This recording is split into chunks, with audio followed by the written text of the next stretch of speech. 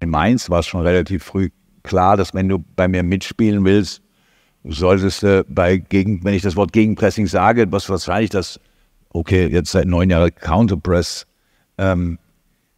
solltest du keinen Ausschlag kriegen, sonst hast du ein Hautproblem, muss man echt sagen. Also, weil das passiert recht häufig. Und es geht nicht darum, dass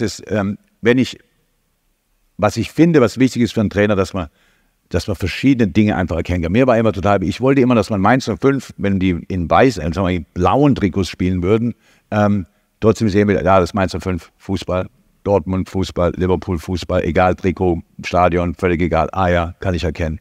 So, wie kann man das hinkriegen? Jetzt bin ich, und es ist jetzt nicht Fishing for Compliments oder sonst irgendwas.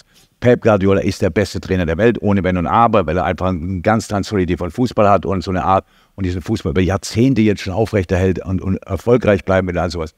So, aber wir konnten ihn relativ häufig schlagen, überraschenderweise, weil wir auch eine eigene Idee hatten von Fußball. Und wir haben logischerweise, ist es nicht genau das, wie es Pep angeht, aber wir haben uns fußballerisch, meine Mannschaften, immer weiterentwickelt, im eigenen Ballbesitz, immer weiterentwickelt, weil die Qualität der Spieler einfach besser wurde. Aber wenn bei 80% Ballbesitz du den Ball verlierst und die Spieler reagieren nicht im Gegenpressing, dann hast du mich so im Nacken, das kann man sich nicht vorstellen. Und das in jeder einzelnen Trainingseinheit in 23 Jahren, hat nie aufgehört.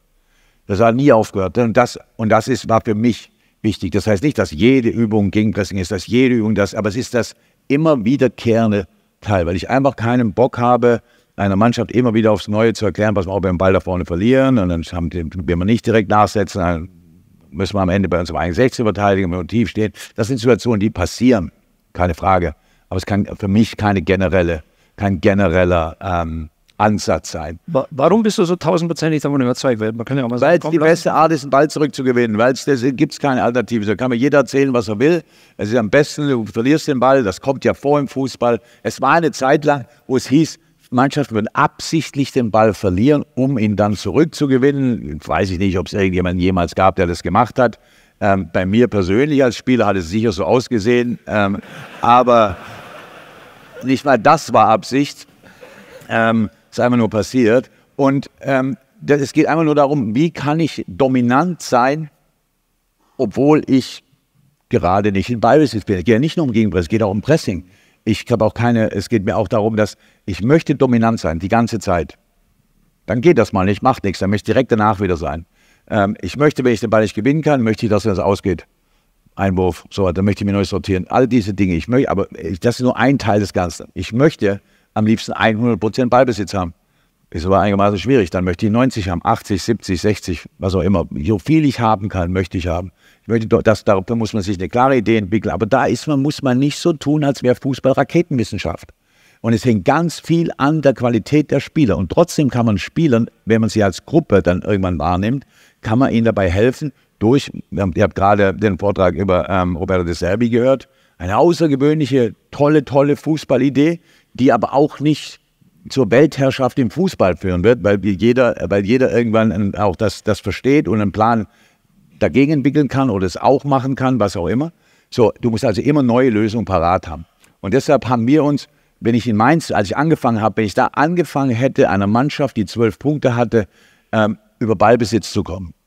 Jungs, wir müssen uns da verbessern und so weiter. Die hätten mich angeguckt wie ein Auto und hätten gesagt, ja, was ist denn das für ein Blödsinn? Wir mussten uns erstmal organisieren.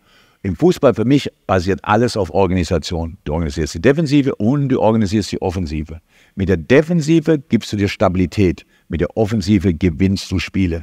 Und du brauchst Stabilität für Entwicklung. Wenn eine Entwicklung immer so abläuft, heute haben wir sie 8-0 weggehauen, nächste Woche verlieren wir 2-0. Also das ist keine Konstanz und das wird dich nie wirklich weiterbringen. Du musst wissen, warum du verloren hast, du musst wissen, warum du Spiele gewinnst. Alles wichtig. Und das alles basiert darauf, wie gut bist du als Mannschaft organisiert. Und mich haben wenige Dinge in meiner Karriere, ich war so peinlich berührt, aber einmal haben wir gegen unser erstes Auswärtsspiel gegen Brighton oder De Zerbi, waren wir chancenlos und das war peinlich, das muss ich sagen, das war peinlich. Aber war im Grunde meine Schuld, weil der Fußball gegen meinen natürlichen Rhythmus angeht, wie ich uns agieren sehe. Wie hast du nachjustiert in den darauffolgenden Duellen? Ja, ganz einfach den Rhythmus gewechselt. Ich bin ja nicht doof, aber wir haben sie mehr machen lassen und haben die Räume geduldiger geschlossen, sind nicht gesprungen, wenn sie wollten, dass wir kommen und so weiter. Das ist, wie gesagt, das ist keine Raketenwissenschaft. Aber im Spiel selber konnte man es nicht mehr regeln, in diesem Spiel. Ich glaube, das Bilder waren sogar von dem Spiel, haben wir deutlich verloren, das Ganze. Also es ist immer was Neues da und du kannst dich immer weiterentwickeln. So, die Konstante in meiner ganzen ist tatsächlich die Organisation. Da bin ich stur, wenn man so will. Für alles andere bin ich total offen. Und da geht es darum, wie kann man sich als der Verantwortliche in diesem Geschäft, was ja der Cheftrainer jeweils ist, wo kann man sich weiterentwickeln? Passiert es auf solchen Kongressen? Ist sicher möglich. Ich habe jetzt die Vorträge nicht gehört, aber da wird sicher Interessantes dabei gewesen sein. Kann man das machen? Man kann sich mit anderen Trainern austauschen. Für mich war es immer mein Trainerteam. Normal da zu sitzen und zu überlegen, wie man wirklich den nächsten Schritt machen kann, was man verändern kann, das habe ich total genossen. Dazu braucht man starke Trainerkollegen, die hatte ich immer. Durften auch Entscheidungen treffen, nicht die final, wollten sie auch gar nicht, aber ganz, ganz viel Eigeninitiative zeigen. Und dazu muss man als Cheftrainer sehr selbstbewusst sein, im Sinne von, ist mir völlig egal, es geht ja in Deutschland, ist ja anders, fällt mir gerade ein, das ist ständig öffentliches Training. In England ist ja kein öffentliches Training, gibt es ja gar nicht, das Schlaraffenland, Leute. So, da kommt ja kein Journalist rein, da kommt kein Zuschauer, das ist ja nichts, also einfach du trainierst nur für dich, könntest nackt trainieren, würde keiner mitkriegen. Ja? So, das ist in Deutschland, gab es eine Diskussion vor Jahren, als Pep den Vorhang bei den Bayern eingeführt hat, war ein Riesenaufschrei, wir dürfen nicht mehr zugucken. In Dortmund haben wir 2500 Leute beim Training gehabt. Also eine völlig andere Art, aber du musst dann, wenn du als Cheftrainer wie kann man sich weiterentwickeln? Nur über den Austausch mit Fachleuten. Im Idealfall sind das deine eigenen Fachleute, mit denen du dich zusammentust. Meine allererste Trainerstation waren Jürgen Klopp und Stefan Kunert zusammen, also Torwarttrainer und ich, für ein halbes Jahr. Dann ist der Celko dazugekommen. Und jetzt ist es aber so, dass am Ende hatte ich 3 Co-Trainer, 3 Torwarttrainer, 2 Pre-Match-Analysten, was ich logischerweise auch selber war, 2 Post-Match-Analysten und 6 Athletiktrainer. So, was wir am Anfang alleine gemacht haben, war am Ende, habe ich es vergessen mitzuzählen, waren irgendwie 15 Leute oder sowas.